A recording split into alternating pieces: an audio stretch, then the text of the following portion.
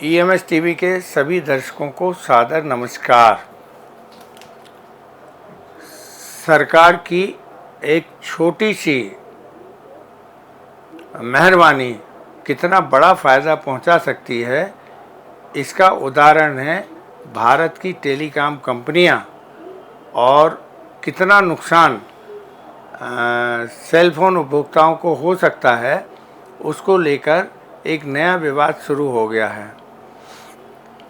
लोकसभा चुनाव का परिणाम आया और जैसे ही नई सरकार का गठन हुआ, उसके बाद भारत की 3 टेलीकॉम कंपनियां जो करीब 91% उपभोक्ताओं को मोबाइल की सर्विसेज प्रदान करती हैं, इंटरनेट की सर्विसेज प्रदान करती हैं, उन्होंने अपने रेट 15% से 22% तक बढ़ा दिए हैं और इसमें 109 करोड़ उपभोक्ता प्रभावित हो रहे हैं।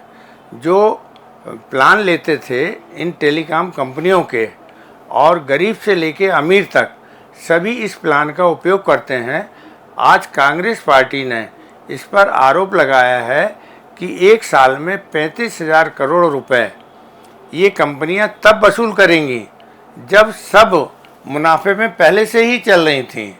उसके बाद भी इन कंपनियों ने अपने प्लान के रेट बढ़ाकर और 35,000 करोड़ रुपए की वसूली या मुनाफाखोरी उपभोक्ताओं के साथ की जा रही है। कांग्रेस पार्टी ने इसको लोकसभा के चुनाव से भी जोड़कर बात की है कि जब तक चुनाव चल रहे थे, इन कंपनियों ने केंद्र सरकार को चंदे के रूप में या भारतीय जनता पार्टी को चंदे के रूप में शायद आर्थिक मदद की होगी। तो चुनाव चलते तक इन लोगों को रेट बढ़ाने से रोका गया और जैसे ही चुनाव ख़त्म हुए उसके बाद सुनियोजित तरीके से सरकार और ट्राई की संगामित्ती के बाद ये सभी कंपनियों ने रेट बढ़ा दिए हैं। जिन कंपनियों में रेट बढ़ाए हैं उसमें सबसे ज़्यादा फ़ायदा रिलायंस जियो को होने जा रहा है। इसके 48 करोड़ ग्राहक हैं जो इसकी सेवाएं और इसके प्लान को लेते हुए और इसकी सेवाएं का उपयोग कर रहे हैं। उसके बाद नंबर आता है एयरटेल का। एयरटेल के पास 39 करोड़ मोबाइल यूज़र हैं जो उसके प्लान को लेते हैं और उनकी सेवाओं का उपयोग कर रहे हैं। तीसरे नंबर पे आता है वोडाफोन और आइडिया। इन्होंने 22 करोड़ यूज़र इनके हैं। सबने सुनियोजित रूप से 27 और 28 और 29 जून को रेट बढ़ाए हैं। तो इसे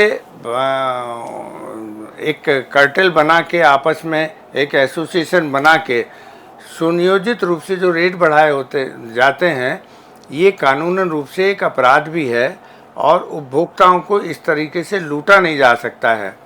दूसरा जो ट्राई है नियामक आयोग, उसकी भी ये जिम्मेदारी होती है कि जब वो प्लान को बढ़ाने की अनुमति देती है तो वो आय और व्यय के बारे में पूरा ब्यौरा देखे और उसको देखने के बाद ही मूल्य बढ़ाने की अनुमति ट्राई को देनी चाहिए।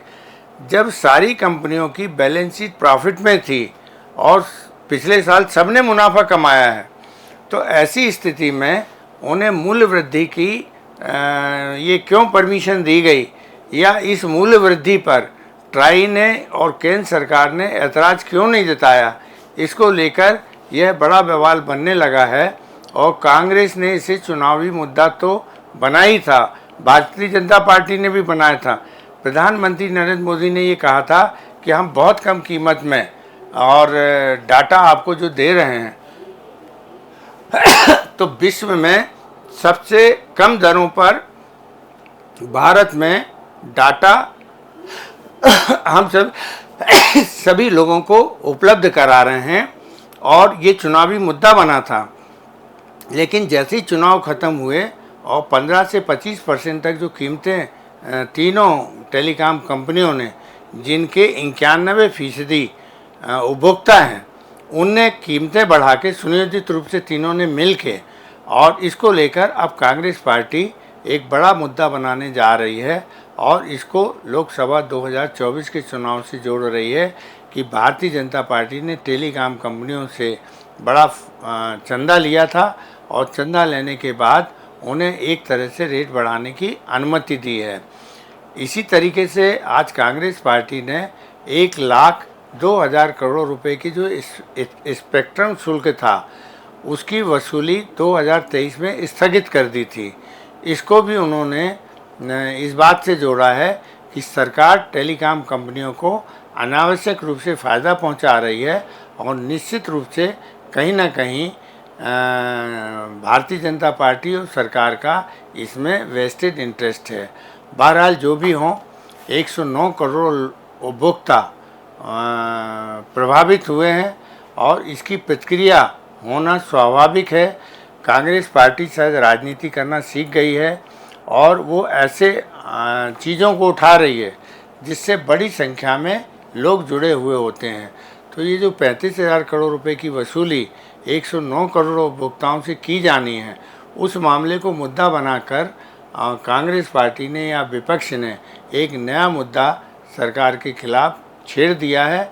अब इसमें आगे चल के क्या होता है यह भविष्य की बात है, लेकिन जो भी विपक्षी दल इस समय सरकार को घेरने के लिए जनहित के मुद्दे उठा रहे हैं, उससे सरकार की परेशानी कहीं ना कहीं बढ़ रही है।